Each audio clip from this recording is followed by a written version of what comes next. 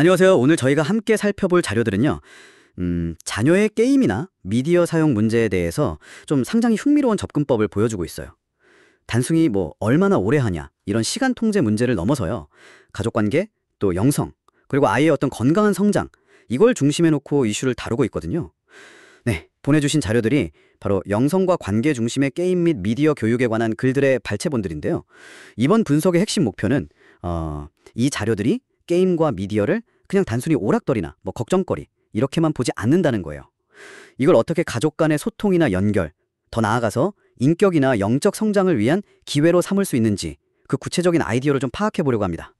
자, 그럼 한번 이 새로운 관점 같이 탐색해 볼까요? 사실 많은 부모님들이 걱정하시잖아요. 아이가 게임에 너무 빠져서 현실 감각을 잃거나 뭐 소중한 시간, 용돈 이런 거 낭비할까 봐요.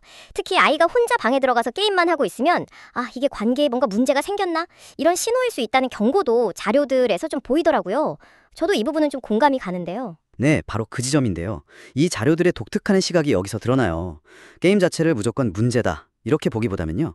오히려 지금 이 시대에 자녀들하고 소통하고 관계를 형성하는데 굉장히 중요한 매개체로 봐야 한다. 이렇게 주장을 합니다. 심지어 어떤 자료에서는 가족이 다 같이 게임하는 거 있잖아요. 이걸 거의 뭐랄까 거룩한 영적 활동에 비유하기까지 하거든요. 거룩한 영적 활동이요? 와, 진짜 강력한 표현인데요. 네, 그렇죠. 근데 그 이유가 재밌어요. 바로 게임을 통해서 관계를 맺고 소통하는 그 과정 자체, 여기에 영적인 의미를 부여하는 거죠. 그냥 노는 게 아니라 연결되는 행위다. 이렇게 보는 거예요.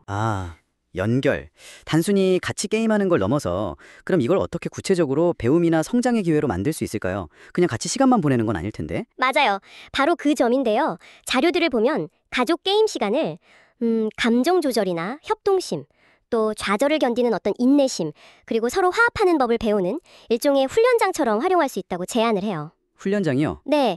예를 들면 게임에서 졌을 때 괜찮아. 이건 그냥 게임일 뿐이야. 이렇게 가르쳐 주거나 아이가 너무 막 흥분하면 잠깐 멈추고 감정 다스리도록 도와주는 거죠. 같이 즐거움을 나누는 것도 물론 중요하지만 게임 중에 생기는 그런 사소한 갈등들 있잖아요. 그걸 같이 해결해 나가는 경험. 그 자체가 중요한 관계 형성 과정이라는 거예요. 갈등 해결 경험이요? 네, 이런 경험들이 쌓여서 가족 유대감을 더 단단하게 만들어준다고 보고요. 한 자료에서는 아버지가 자녀랑 게임하면서 아이의 감정 기복을 이렇게 세심하게 보고 있다가 혹시 신앙적인 관점에서 좀 바람직하지 않은 태도, 뭐 예를 들면 너무 이기려고만 하거나 쉽게 포기하는 모습 이런 게 보이면 부드럽게 지도하는 그런 구체적인 장면도 나와요. 그렇군요. 진짜 관계 맺기랑 교육의 장으로 게임을 활용하는 거네요. 근데 뭐 그렇다고 무조건 다 허용할 수만 없을 것 같은데요. 건강한 사용을 위한 원칙 같은 거, 경계 설정 이런 얘기도 좀 나오나요? 물론이죠. 무분별하게 게임하는 걸 경계하는 목소리도 분명히 있어요.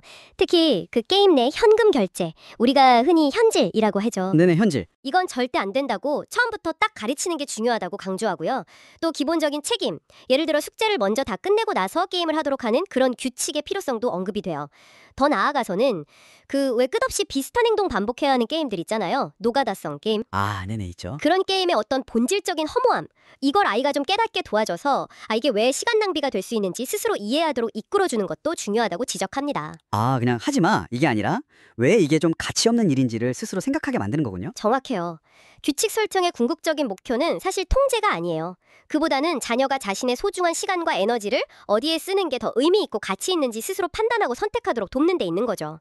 그래서 자료들을 보면 게임에 쏠릴 수 있는 아이의 그 집중력과 에너지를 예를 들어서 수학 문제 풀이처럼 좀 도전적이면서 성취감을 느낄 수 있는 다른 생산적인 활동으로 옮겨갈 수 있게 격려하는 방안도 제시해요. 다른 활동으로요? 네, 그걸 통해서 아이가 다른 영역에서도 자신감을 키울 수 있도록 돕는 거죠.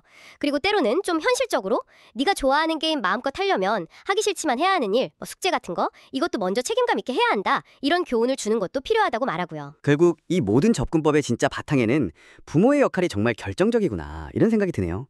특히 그 영적인 측면이 계속 강조되는 것 같고요. 자녀의 게임 중독을 예방하고 전반적으로 건강하게 성장하도록 이끄는데 가장 중요하다 이렇게 봐요.